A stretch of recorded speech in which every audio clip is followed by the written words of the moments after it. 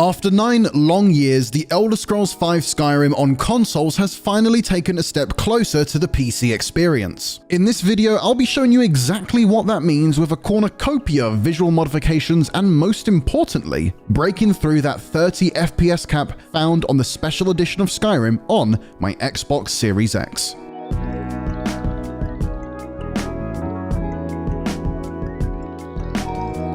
On PC, Skyrim has cemented itself as a crucial player in sucking away many hours of my time through mods, total conversions, and more. But the same can't be said for the console version until now.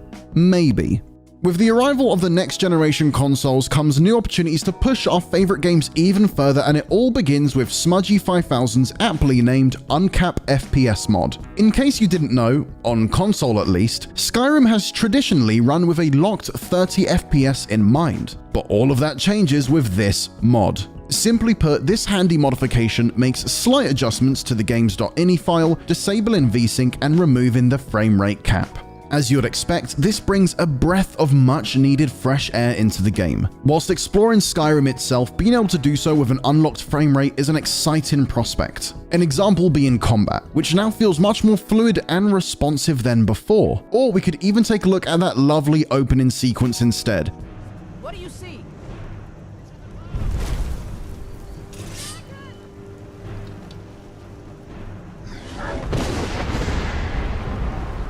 However, the mod isn't without fault. Considering Skyrim is being played through backwards compatibility and has yet to receive an X/S enhanced patch of its own, there are some issues to be found whilst using the mod. The most prevalent being the occasional stutter which rears its ugly head whilst traversing through the more populated sections of the map, thick forests, or in large combat encounters. And whilst rare, it was distracting when it occurred during my time with this mod. However, it'll be remiss of me not to mention how fantastic a modification like this is when coupled with a bunch of fan-made graphical enhancements as well. Before I jumped into my new playthrough using the alternate start mod, I decided to also install the many graphics pack mods and add-ons by Skeletor 2017, along with a few other mods such as enhanced lights and FX, and surreal lighting as well.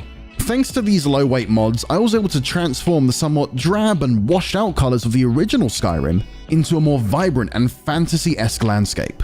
With these mods and my Xbox Series X, Skyrim has once again been given that much-needed lick of new paint, whilst also giving console users a taste of what could be found on the PC version instead. As of now though, we can only sit and wait for an inevitable patch to bump Skyrim to a more next-gen standard, whether it's from the fans or Bethesda themselves.